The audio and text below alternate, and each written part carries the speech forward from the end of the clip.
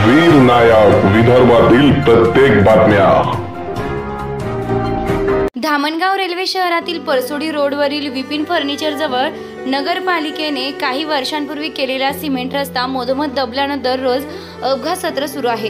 या संदर्भात वारंवार निवेदन देऊन व लोकप्रतिनिधींना प्रत्यक्ष अपघाताचे व्हिडिओ पाठवून सुद्धा कुठलीही कारवाई होत नसल्यानं नगर परिषद प्रशासन एखाद्या मोठ्या अपघाताची वाट पाहत आहे का, असा प्रश्न निर्माण झालाय। दरम्यान आता पावसाळा सुरू झाला असून पाऊस सुरू असताना तर या रस्त्यावर घसरून पडणाऱ्या वाहनांची संख्या मोठ्या प्रमाणात वाढली असते।